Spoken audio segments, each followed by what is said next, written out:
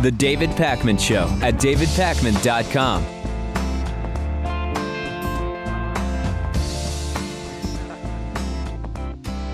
Saudi Arabia, our friend, our good friend here in the United States, has made the strategic decision, they're calling it, to purchase a nuclear weapon from Pakistan in the middle of what's going on with Iran's nuclear program, according to former American defense officials who spoke in a report published in the Sunday Times. Quote, "There has been a long-standing agreement in place with the Pakistanis and the House of Saud.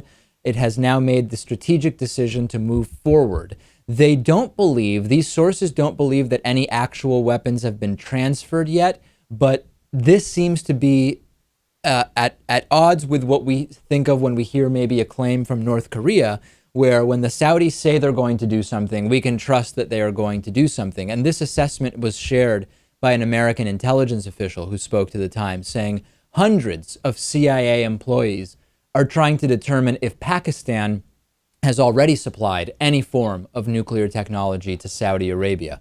So as a general thing, more countries with nuclear weapons, is that a good thing or a bad thing? Bad, maybe, Lewis, because more people have the capability to decide to nuke somebody else. Good, because if more people have them, maybe you think harder before launching one. Although that argument, when it comes to, hey, if everybody had guns, nobody would ever shoot someone because you'd be scared that they'd shoot you back. That argument is not necessarily the strongest argument to me. Yes, I think that's a good example. I think more nuclear weapons is a bad thing.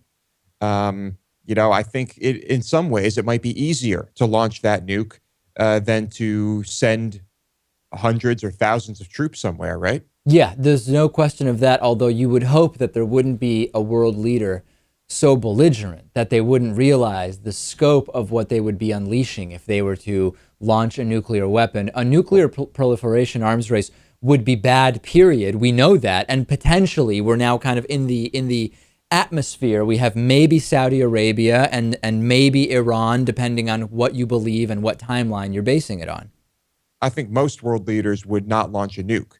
However, when one of those world leaders is a religious fanatic, I think we can throw logic and reason out the window. Saudi Arabia does have a clear advantage in terms of military strength versus Iran, in terms of quality of aircraft, in terms of Navy weapons, etc. But Iran, based on the assessments I've looked at, does actually have an edge in terms of the sheer size of their military, the number of soldiers. Saudi Arabia does spend a lot more on its military. I don't like the way this is shaping up, Lewis, and I completely agree that more countries with nuclear weapons is not good for anybody. Yeah, I think this will probably just raise tensions, and, of course, that's not a good thing either. A new bill has been passed by legislators in California which overrides the convictions of parents not to vaccinate their children based on personal or religious beliefs. The bill mandates that all children get vaccinated before entering kindergarten. Of course, you're not going to have men with guns show up at your house to mandatorily vaccinate your kids. If you insist on not vaccinating, that's a choice you can make. You will have to homeschool your children. There are exemptions for children with weakened immune systems once the bill becomes law, which is still to be determined. So, of course, Lewis, people jumping all over this and saying, the government is making everybody vaccinate their kids. No, the government is saying, if you want your child to be in public school, then you are going to need to vaccinate your kids. And that is something that is not actually that different from the laws in many states. What is different is the removal of these personal convictions and religious exemptions, which I quite frankly think is absolutely the right way to go. This is definitely the right way to go. People are going to go crazy over this one, and I predict that we will get flooded with emails and perhaps voicemails about this. But we saw what happens when parents ignore the reality of the situation. And California would be the 33rd state to have these mandatory vaccination laws in place. And in many of those states, you have people who don't understand what it means that it's mandatory. Mandatory if you're going to make the choice to send your child to public school, or it could be kindergarten or high school, depending on how the law is written and which state we're talking about, to get it through there may need to be some changes made, including limiting the number of required vaccinations, maybe grandfathering in children that are already in schools. So even as is, the bill is likely to be chipped away at a little bit in terms of its strength before it becomes the law. There's a lot of politicking still to be done here, and it does not force anyone to get a vaccination. That's the scenario the anti-vaxxer seems to talk about, where someone from the government shows up with, I guess, a syringe in the left hand and a gun in the right and says your choice, which is very far from the reality. But you are still going to have plenty of people telling you that this is government intrusion, that their freedoms are being taken away, because plenty of parents are going to want to send their kids to school and not vaccinate. So there's still going to be it's still going to be just madness over there for a while. Likely 2016 Republican presidential candidate Jeb Bush has gone full bigot, full bigot. Jeb Bush already having trouble after his 4 times flip-flop on the issue of Iraq, as we talked about yesterday. And now he was asked about same-sex marriage, and it is everything we imagined it could be, but didn't necessarily think would be with Jeb Bush. In fact, it is. He was interviewed by the Christian Broadcasting Network's David Brody, and he was asked about gay marriage. What does he think about gay marriage? What does he think about parenting, gay parenting, straight parenting? Here's what he had to say. Christians are real concerned about the culture nowadays, especially in the marriage issue. And I'm wondering that they want a candidate eventually who's going to fight on this issue. Are you their guy on this issue? Because they're concerned about the marriage issue. Well, I'm concerned about it as well. I think traditional marriage is a sacrament. It's talking about being informed by one's faith. It's at the core of the Catholic faith. And to imagine how we're going to succeed in our country unless we have committed family life, a child-centered family system is hard to imagine. So, irrespective of the Supreme Court ruling, because they're going to decide whatever they decide, and I don't know what they're going to do. We need to be stalwart supporters of traditional marriage. It has to be, if we want to create a right to rise society where people, particularly children born in poverty, if we want to have them have a chance, which should be a core American value, we have to restore committed, loving family life with a mom and a dad loving their children with their heart and soul. Yeah, the only way, Lewis, that children in poverty can succeed is with straight parents. What a disgusting and bigoted insult directed at all of the same-sex parents all over the country, all over the world, who are doing great jobs at raising children. Just so offensive. He's not even hiding it.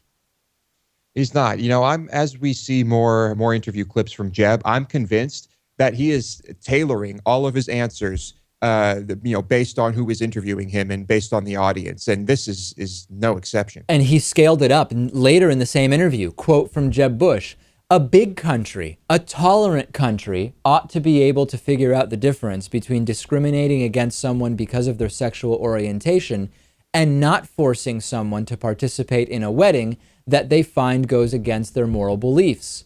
So saying that, yes, essentially you should be able to, that tolerance is being able to discriminate against others if your religious beliefs say that you're anti-gay, against people from the LGBT community. Then the interviewer asked him about wedding vendors like bakers and florists and those. Are you okay if they don't provide those kinds of services? Jeb Bush responding, yeah, absolutely, if it's based on a religious belief. I love that because religious beliefs are completely self-professed. So what he really is saying is not any belief that anyone says is based on their religion, whatever that religion may be. That's not the type of religious freedom that he's talking about. He's saying if it's like a legit religion, and of course Christianity and Catholicism count, then it's okay for people to do this. But as we saw with the Satanists saying the abortion waiting period violates our religious beliefs, it's not taken as seriously because there are tiers of religion, as we've learned, Lewis. We know that. And I guess when he's talking about tolerance, he means that we should just tolerate bigotry. Yeah, it's kind of the same thing as Democrats are racist for pointing out when there's racism. We should be tolerant of intolerance to really be the tolerant ones. It's truly incredible. And I wish someone would just, as a Republican, take the truly free market view on this. If they're anti-gay, they could say, hey, you know what? I get this is the Christian Broadcasting Network. I get that you've got Pat Robertson talking about how yoga is demonic and, there's gay sweaters that you can get at a tag sale or whatever it is he says.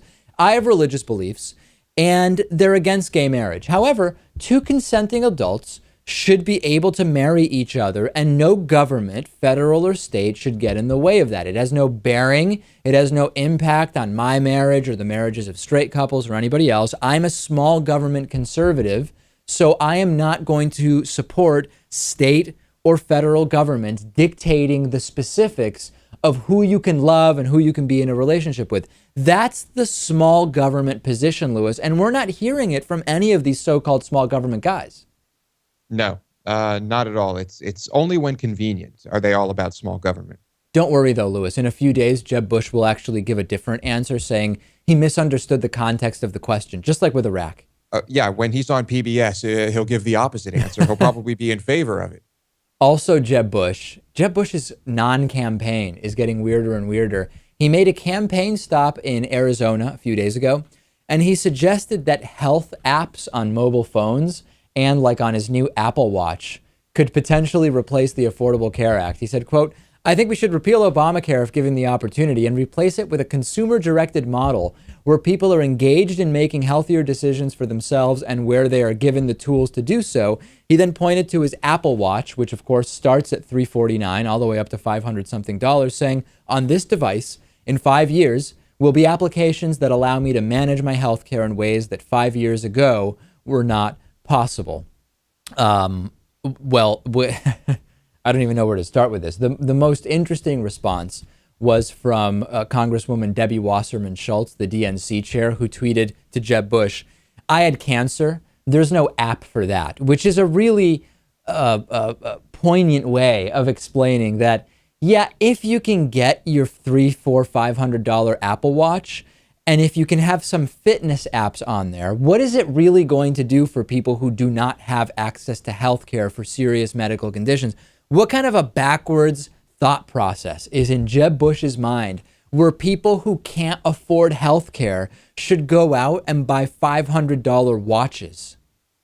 I think what he's trying to do here is just confuse people because that's all I can think of. I mean, how do you go from repealing Obamacare to telling people that they should, take better care of themselves and wear Apple Watches? The whole point of Obamacare is to prioritize preventative care. I mean, it's double speak. It's just double speak, and it's dishonest or it's ignorant.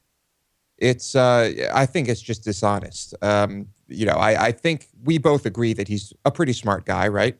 I thought so, but honestly, I thought he was the smart one, but I'm not really sure anymore. I think all of this is calculated. All of the nonsense we're seeing, I think he is just thinking to himself, I can say whatever I want and it's not gonna matter. I can imagine Jeb Bush in 5 years. Look at all those moochers with Apple Watches. How dare you be poor and buy consumer electronics? They'd start calling them Obama watches, even though Obama won't even be president anymore, just like the Obama phones. Yeah, let's ask Jeb Bush if he'd like to implement a government-subsidized Apple Watch program. See if he's into that. It would be part of the corporatist agenda. So in that sense, it's actually kind of consistent. It would be one of the least hypocritical things that could be done, except for the fact that poor people don't deserve electronics, or cranberry sauce, as we found out from yesterday's Wisconsin bill. Cranberry sauce is just not something for poor people, nor are Apple Watches. Tweet me about this, twitter.com/dpacman. Comment on this video if you're watching it on YouTube. Do you think Jeb Bush is dishonest or ignorant in his recent transition from appearing to be the smart one of the Bushes to appearing to be just like George W. Bush? Back after this. The David Pakman Show at davidpakman.com.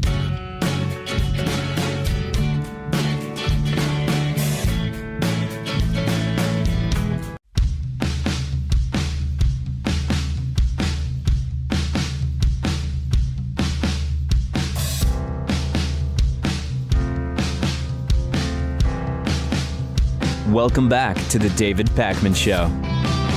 Our program is funded by the audience through the membership program. Please go to davidpakman.com/membership to sign up. Today we have a new member of the day to welcome. It is Rob Pappalardo.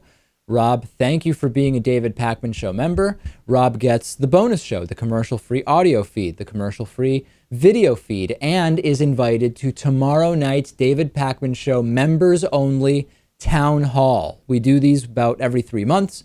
Lewis and I connect. We do a video conference with our members. It is an open field.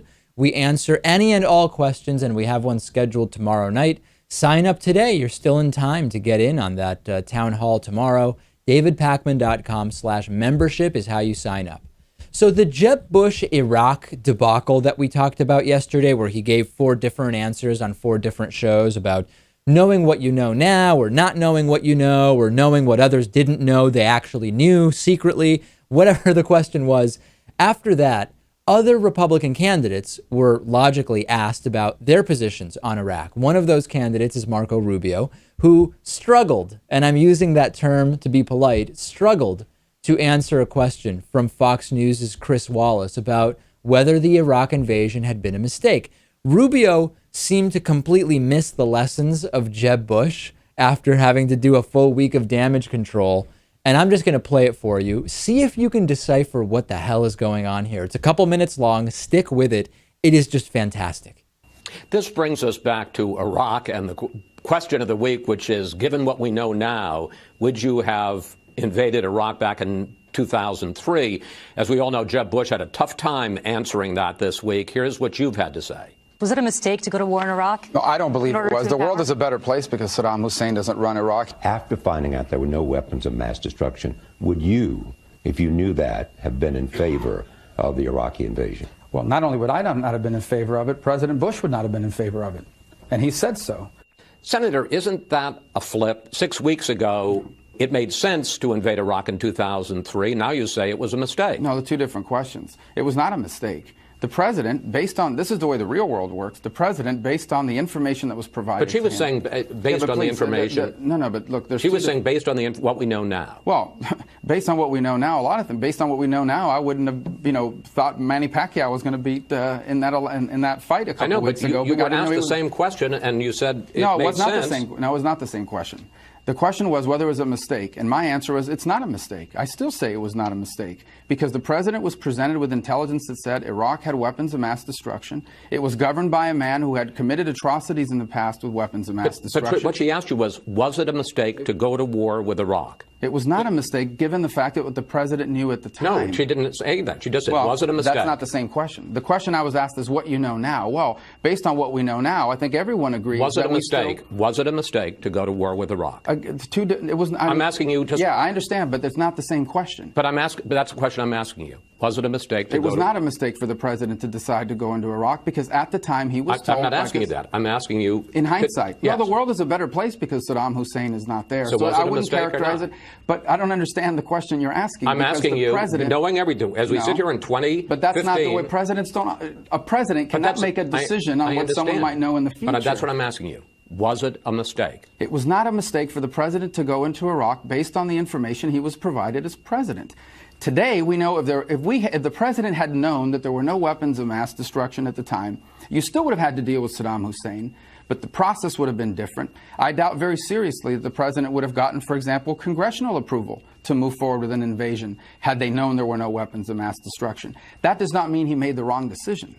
Because at the time he was presented with intelligence I understand that said there are weapons of mass destruction. He wasn't dealing with a Nobel Peace Prize winner. He was dealing with Saddam Hussein, and he made the right decision based on the information he had at that time.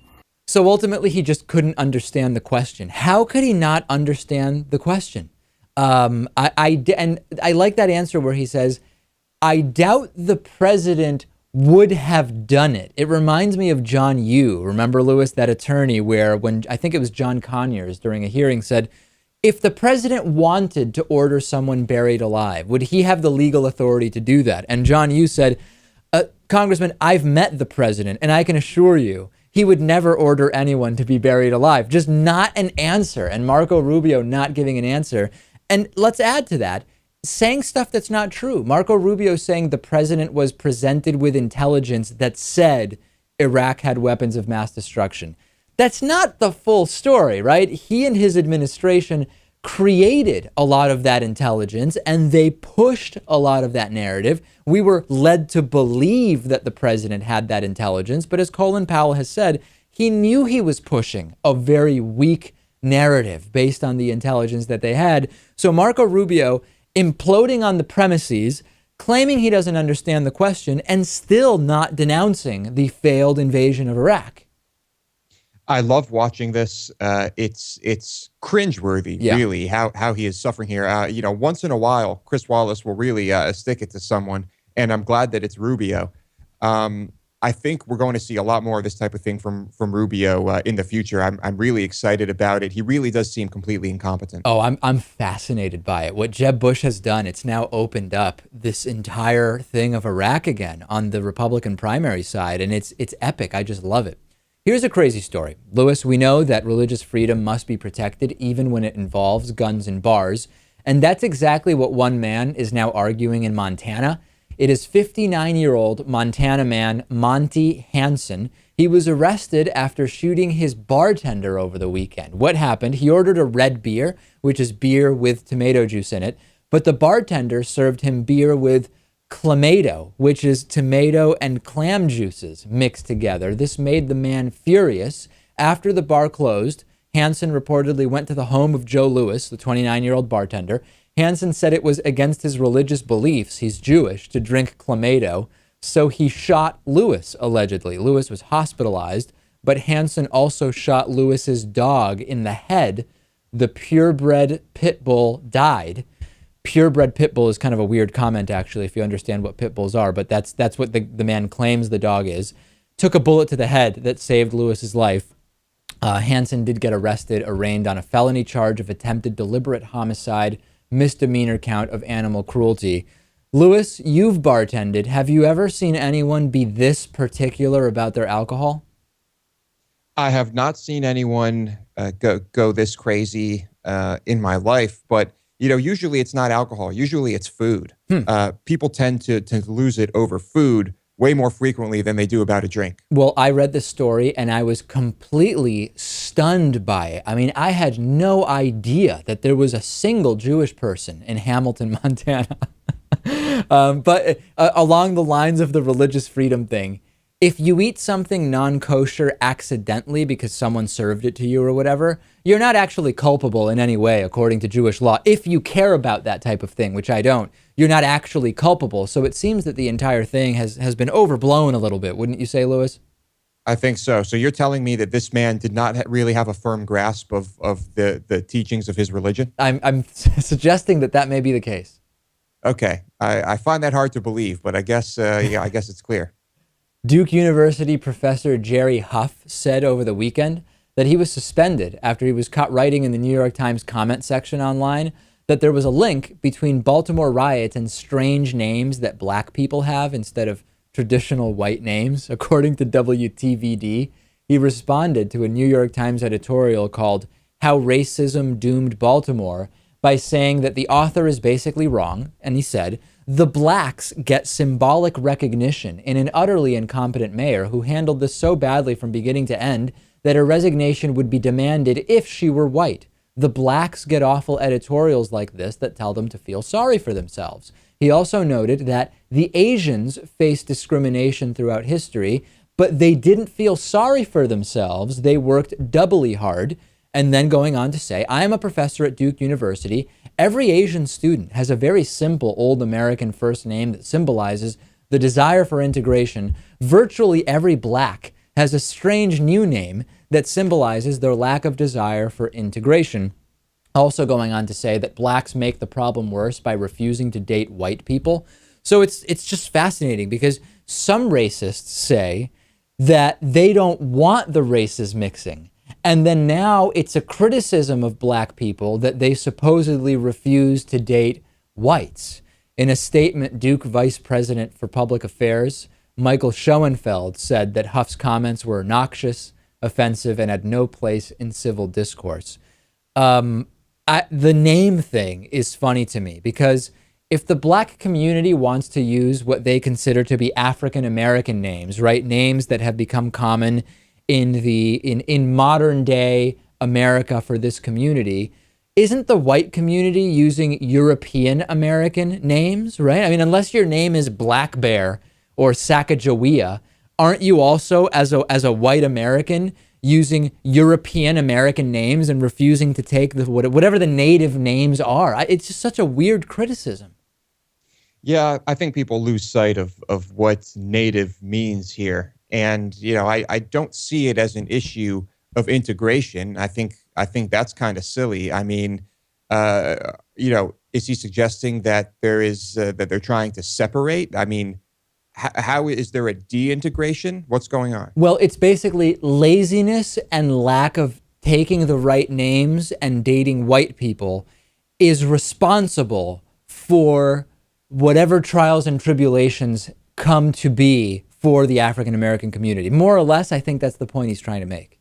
So if they just name them if you name your kid John, and John is black and John dates a white woman and isn't lazy and is as industrious as Asians, then everything is going to be okay for John. Exactly. Right? Oh, I see. All right.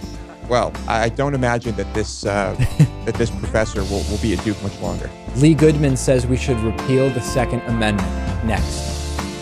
The David Pakman Show at davidpakman.com.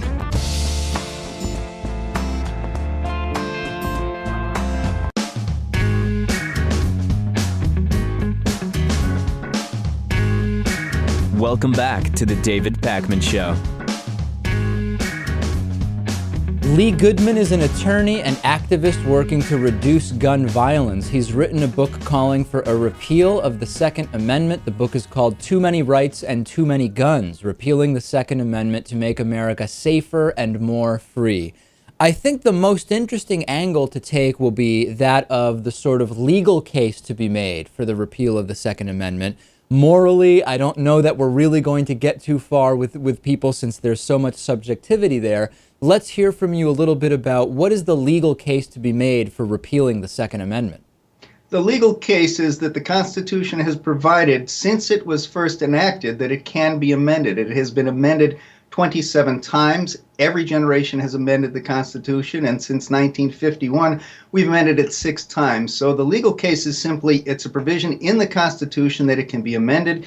It's our freedom, our responsibility to amend it when the time comes that it needs to be amended. That's all there really is to it. It's something that we are empowered to do. And what are the circumstances that have led you to call for such a repeal? So if we think about the sort of spectrum of gun safety advocates, some are focused on expanding background checks, whereas others want to limit the types of guns or the places that guns could be brought, for example. How did you, as a gun safety activist, say, we need to go to a repeal of the Second Amendment? I've worked on a number of those efforts, and I continue to work on those efforts, and many of them are valid and they're worthwhile. What led me to decide we needed to repeal the Second Amendment is I've seen over the last several decades that we have pretty much failed on almost all of these efforts. We're not making progress. We're going backwards. The National Rifle Association, the gun industry, has been getting legislation through in many, many states and winning some court cases, expanding people's rights to have guns pretty much everywhere in society. And part of the reason is because the Second Amendment gives people an absolute right to have guns. Now, the limits of that right can be argued and legislated over, but once you approach a legislator and say, I have a right, it's very difficult for a legislator to say, I'm going to take that right away from you. But that's what we need to do if we're going to make progress, is to take away that right. And there's been this sort of conflation, or maybe conflation's not the right word, but the two ideas have become very intertwined in this country. The idea of having guns, whatever kind of gun you want, wherever you want that gun, and this sort of concept of freedom and liberty. The reality, though, is that you could look at many elements of our Constitution and talk about them in the context of freedom and liberty. So why do you think that there's been this sort of constitutional fetishism around the Second Amendment and so-called arguments of freedom and liberty? Well, I prefer to look at it as our freedom to live without being terrorized by people who are carrying guns with them everywhere. So if we want to look at who's framing the issue, you can frame almost any issue in terms of freedom. Certainly the question of abortion and choice, each side can claim that they're arguing for freedom. As far as why it's argued that way, well, it's a very appealing argument. In America, we like rights. We've fought for a long time for rights, and I'm all in favor of them generally, as an attorney, as an activist, as a citizen. So the people who like guns have seized upon a very compelling argument that they have a right. The Supreme Court agrees with them. They have a right. I agree with them. They have a right.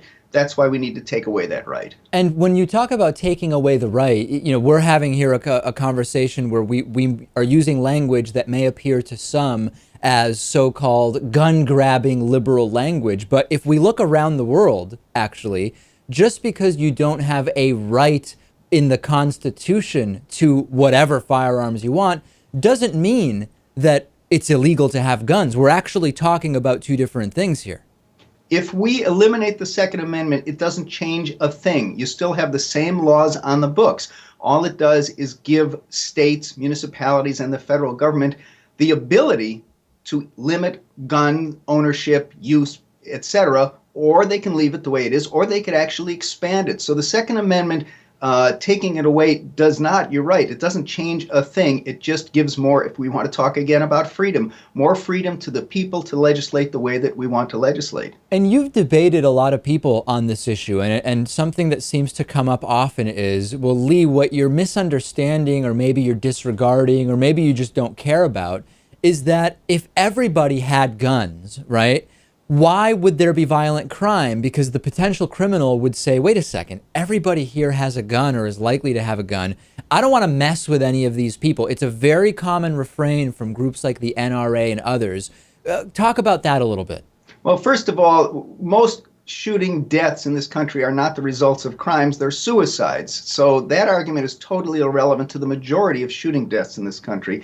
As far as the idea that if we're all terrified of each other, no one's going to bother anyone else, it simply hasn't proven true. Not long ago, you may recall, there was an incident in Waco, Texas, where a bunch of motorcycle gangs got together and they had a big shootout. More than 100 guns were seized from those people. 9 people died. Twice that number of people were injured. So if you look at that one instance, and there are many, many, many more instances, the more guns there are, it doesn't mean people are safer. It actually means people are less safe. And it doesn't mean that people are likely to be better behaved. It might mean they're going to be more aggressive, and they're going to take a more aggressive approach initially so as to not worry about the other person's gun. Along those lines, if having guns may make one more aggressive, we kind of come to this other refrain that we often hear from groups like the NRA and others, which is I like to call it the tyrannical government refrain, which is, wait a second, if the government takes guns away from everybody else and the government and law enforcement still have the guns, isn't that furthering this sort of disproportionate power that government has over people and restricting the ability of people to sort of be agents of change? Because, hey, if it comes to it, they don't have any guns and the government does. I've worked on a number of issues over many years. I've never thought that the answer to our problems in this country was to go around shooting police officers. And that's really what you're talking about if you're saying the government is going to have all the guns and they're going to be tyrannical. I don't know how it is that people who claim to be patriots, who like to salute the flag, who like to glorify our military, all of a sudden decide that that same group of people, the military, the police, the government, who they are weeping over with patriotism, all of a sudden decide that that is something separate from us and that is something to be feared. If we are living in a democracy, to the extent that we still have control over our government, it doesn't make any sense whatsoever to live with these fears that that same government, which is us, is going to terrorize and be tyrannical over us. Well, fear is more or less at the center of this, isn't it? I mean, if you look at, for example, pro-gun lobbies, they win if violent crime goes up because they can argue you need guns to protect yourselves from the violent crime. If violent crime goes down, they say, oh, it's because people have guns. They've sort of created this echo chamber where no matter what happens, more guns are the answer, and it's all based around fear. And that's why it's important to look at the actual facts and the research that's been done.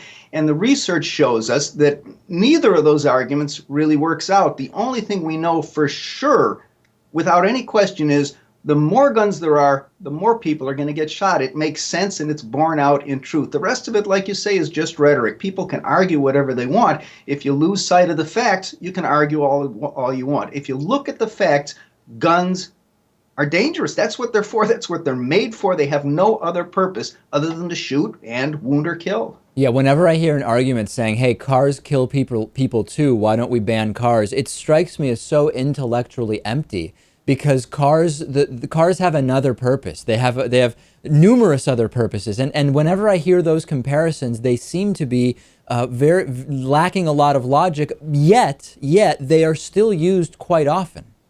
And we've gotten to the point in this country where we're at the level where as many people are being killed by guns as are dying in auto accidents. And it used to be a very different thing. It used to be auto accidents killed a lot more people, but we have, through regulation, through laws, we have brought down the number of traffic fatalities steadily over the last couple of decades. At the same time, we have done virtually nothing to bring down the gun fatalities.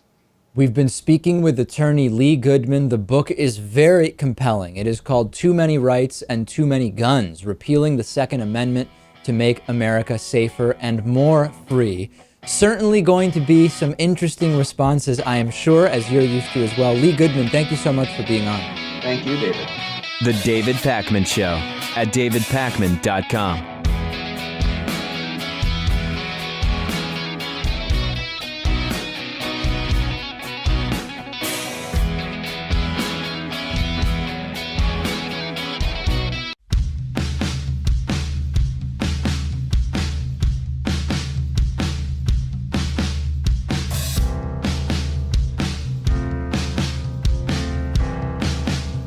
Welcome back to the David Pakman Show.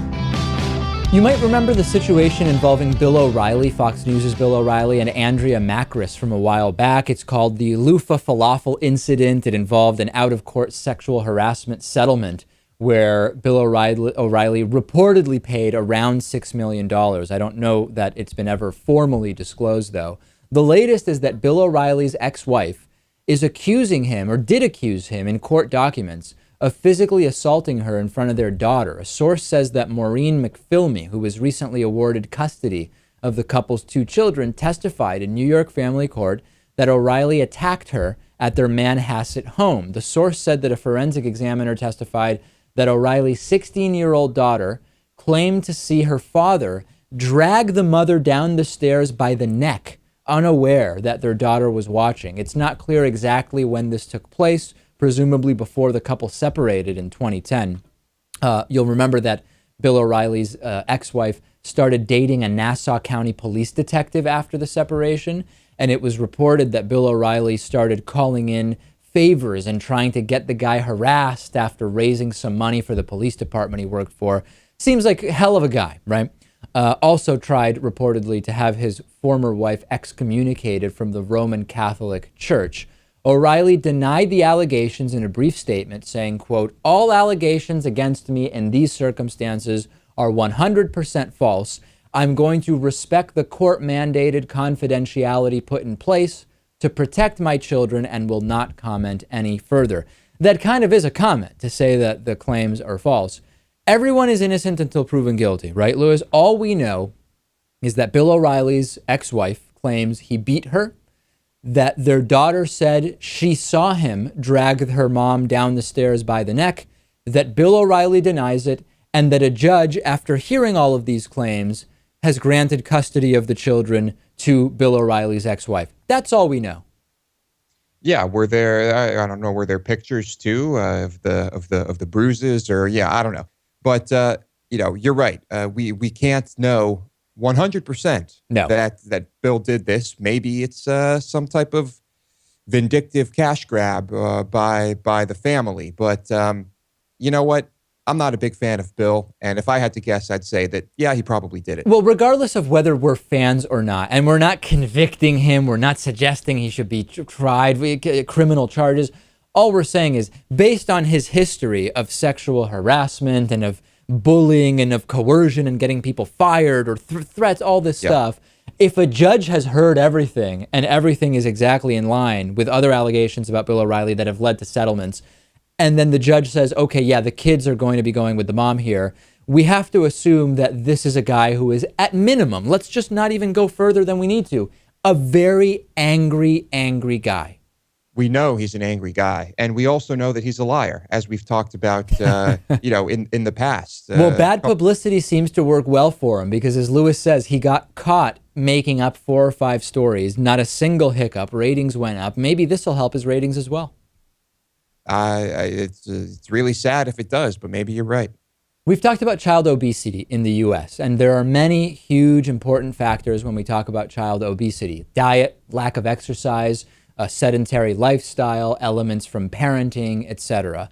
There's a new thing, though, which is that parents cannot tell if their kids are overweight. Researchers looked at data on how parents perceive their overweight children, and they learned that 95% believe their kids to be just right when it comes to their weight. Is this always the case, that parents always see their kids through rose-colored glasses? No. They compared the results with the same survey taken about 2 decades earlier, and it is now much more common that a parent does not accurately identify that their child is overweight. So most parents now can't tell what a healthy weight looks like. It doesn't seem like doctors are really helping them understand, according to Dustin Duncan, the professor who led the research. And as we know, the earlier you take corrective action with regard to weight and lifestyle, the greater the impact is for the rest of someone's life. If you wait until age 10 versus age 5, that can be too late in many cases. I actually remember, Lewis, when I was like a year and 2 months old or something, I was very high on the weight percentile, and the doctor said, no more bananas for little David. And I was on a no banana diet, Lewis, for several months. My weight went right back into the 50th percentile. And that was very early corrective action, just by small modification of what was going on. And it really is going to be a challenge when the parents can't tell that the child is overweight.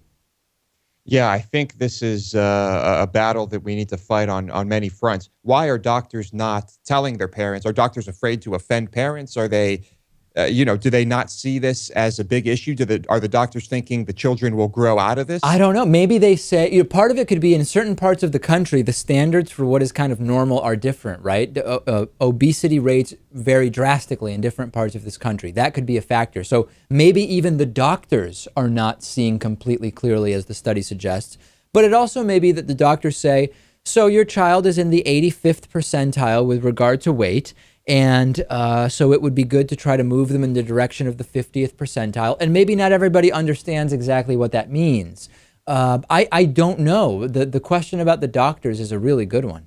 Yeah, well, we can't sugarcoat it, and doctors need to be blunt. No euphemisms, just put it plainly. We know about all the problems with a lack of activity and what kids are eating. I guess that's a separate issue. Certainly, the earlier that lifestyle habits are set, the better off everybody is going to be. We have a voicemail number, 219-2-DAVID-P. Here's a voicemail asking us about our position on the death penalty. It's actually an interesting one. Oh, Pac-Man, this is Joe from Nolans. I like to watch a wide variety of different shows, liberal, conservative. I like to get an opinion from everything, and I enjoy quite a bit, your show quite a bit, but I had a question for you, Pac-Man. I've heard you're anti-death penalty because it targets minorities a lot. I was wondering, would you be anti-death penalties that only targeted white Christians and only white Christians? I just, you and Lewis too, I want to know what you'd say. Yeah, okay. So first of all, I'm not against the death penalty because whatever the guy said, it's used more, it's only for black people. We know that there is a disproportionate application of the death penalty in terms of its execution and sentencing to minority convictions. We know that, but that's not the issue. That's not the main issue as to why I'm against the death penalty. if the death penalty were only for white Christians, let me go on the record, Lewis, and indulge the caller, I would still be against the death penalty. How about you? I would also still be against the death penalty. It's ancient. It's barbaric. It's got to go.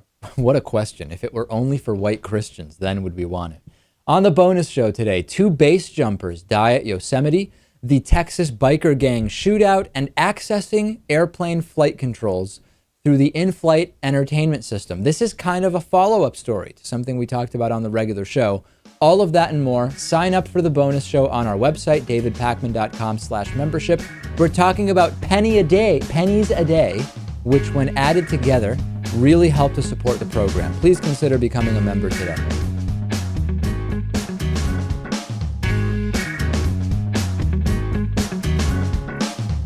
The David Pakman Show at davidpakman.com.